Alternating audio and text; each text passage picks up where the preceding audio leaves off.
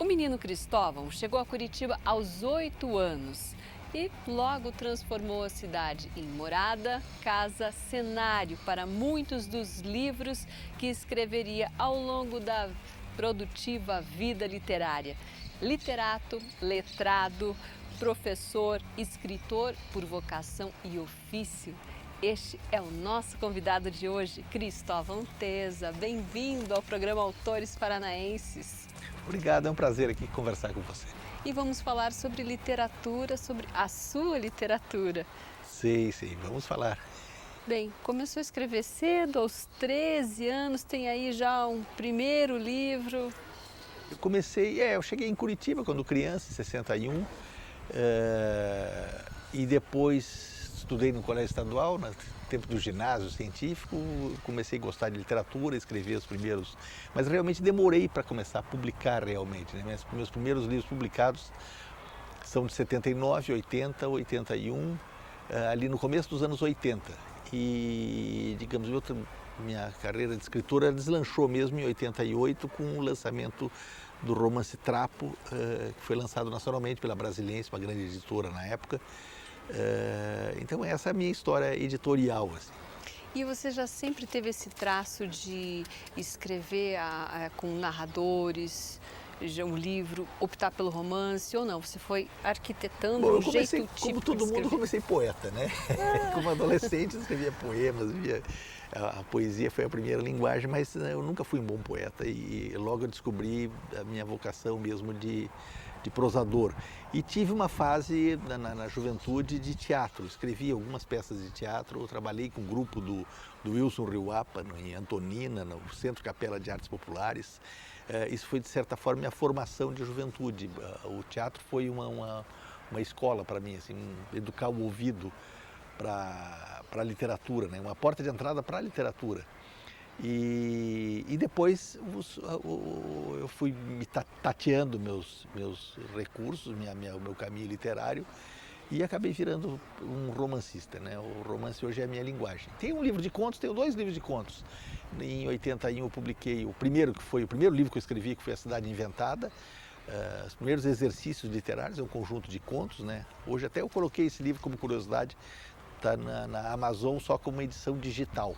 É um livro esgotado, eu não pretendo reeditar em papel. E recentemente eu escrevi um livro de contos, depois de mais de 10 romances, chamado Beatriz, mas são contos de romancista, porque todos os contos têm a mesma personagem. Então é tipicamente um conceito de romanesco, né? E entre tantos livros publicados, a gente escolheu um para passar como dica de leitura de hoje, que é O Professor. O Professor é o último livro, né? Para quem escreve, o último livro é sempre o mais importante, né? E talvez seja a minha obra mais madura, teve uma recepção crítica muito boa, está indo muito bem.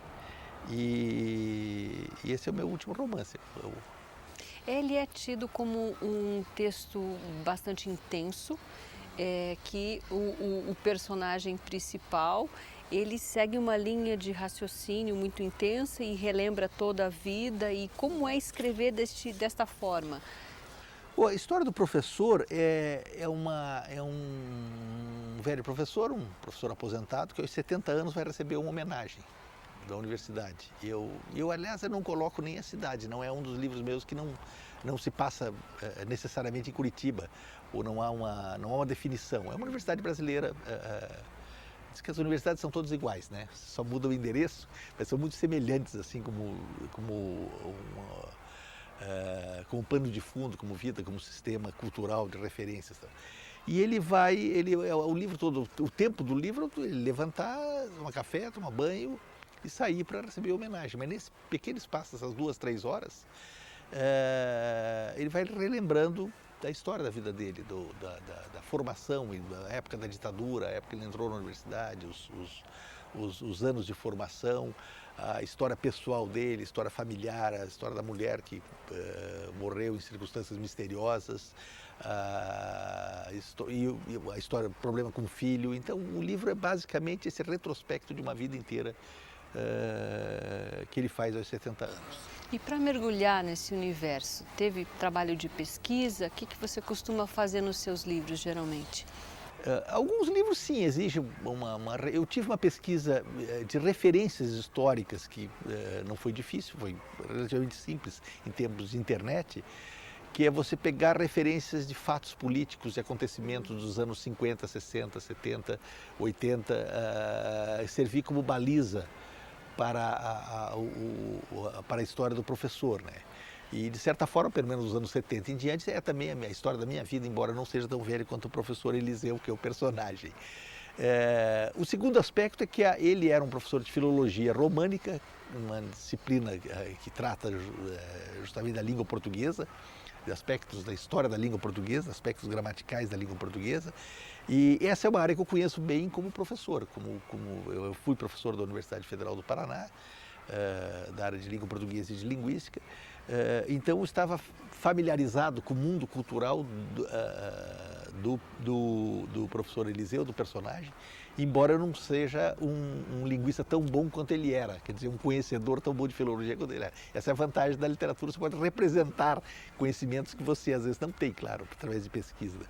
E é muito interessante porque ele tem um caso com uma doutoranda, no fundo é uma história de amor, a história do professor, uma história de amor, e ela faz o trabalho dela é sobre a linguagem do português do Brasil, a questão do subentendido e da ambiguidade, do duplo sentido da cultura brasileira, né? Que tudo significa duas coisas. Então tem um tema também, um dos temas que corre no livro é uma reflexão sobre a história cultural recente do Brasil, quer dizer, o que está em jogo quando se pensa sobre o nosso país, do ponto de vista de cultura, existência, vida, política, etc. E entre os livros publicados, isso acontece de você escolher um tema para trabalhar e virar livro, ou um livro nasce de uma anotação que você fez, ficou ali perdida, de repente, resgatou? São temas que você vai alimentando, né? Alguns livros por exemplo, o Filho Eterno, acabou de sair uma nova edição agora, uma nova edição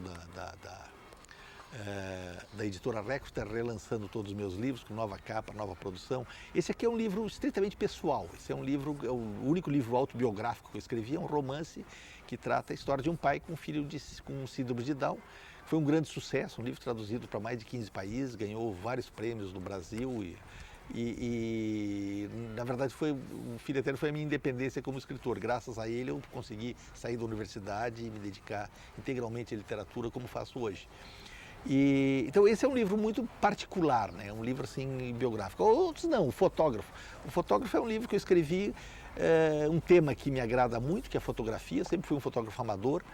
Então é um livro que se passa num único dia com 5 personagens em torno da história de um fotógrafo que precisa fotografar uma menina a pedido de alguém.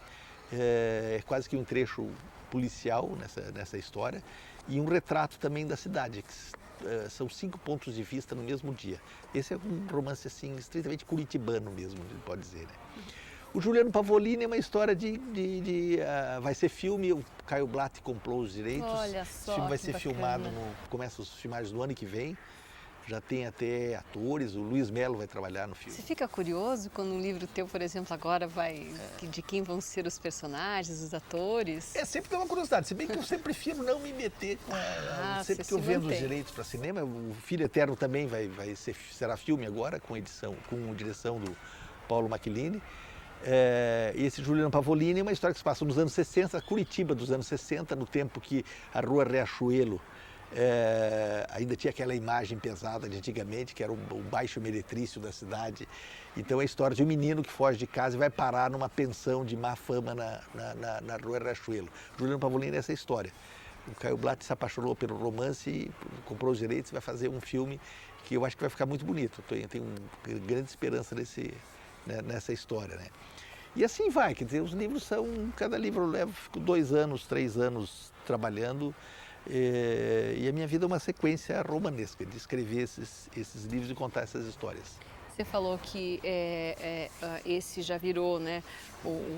Vários viraram filmes. Isso te dá uma responsabilidade maior na hora de escrever?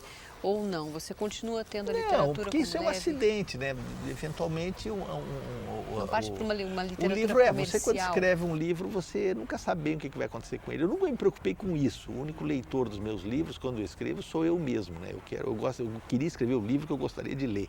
Eu nunca consegui escrever ainda integralmente esse livro, tá? Eu estou sempre com a sensação que eu estou devendo. Tem que fazer mais, né?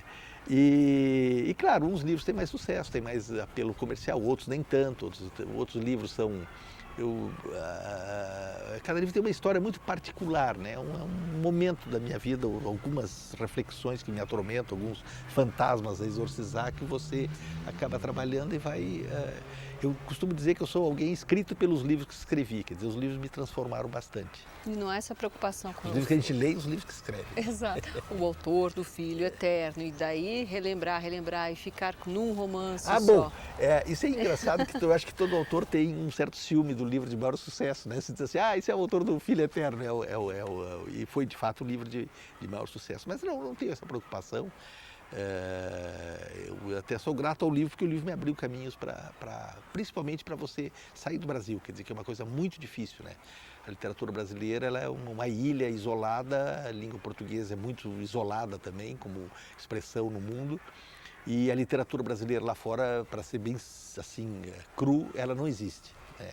Elas simplesmente são casos, acontecimentos. E o Filho Eterno me abriu uma seda, eu tenho vários outros livros traduzidos. Por exemplo, Uma Noite em Curitiba está traduzido na Eslovênia.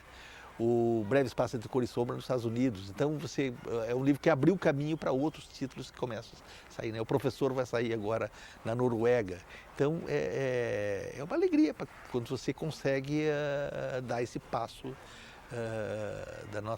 sair da província brasileira. Né? E fica aqui em Curitiba mesmo, Cristóvão? Você? Sempre. Não, eu não tenho mais nem a essa altura da vida. Não, eu já saí várias vezes de Curitiba, sempre voltava para cá.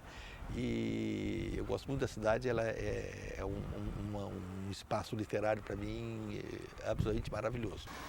Autores paranaenses, a gente sempre fala dos autores aqui do nosso estado. Então, e a nossa literatura, como é que você avalia? Olha, a literatura do Paraná, de Curitiba, eu sempre falo assim, o Paraná você tem várias regiões, o Paraná é muito diversificado do ponto de vista, né? Você tem lá o Domingos Peregrini, lá no norte, marcante, tem toda uma geração nova surgindo. Aliás, a prosa brasileira está num renascimento muito forte, estão aparecendo nomes novos bem importantes, sendo editados nacionalmente. Eu acho que tem aí todo um caminho muito bom nos próximos anos pela frente.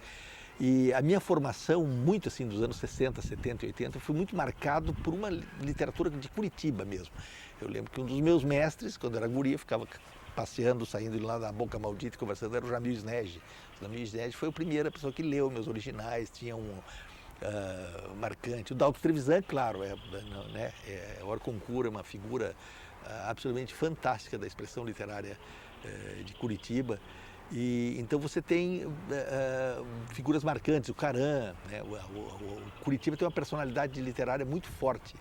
E antigamente isso ficava muito fechado aqui, quer dizer, havia uma certa...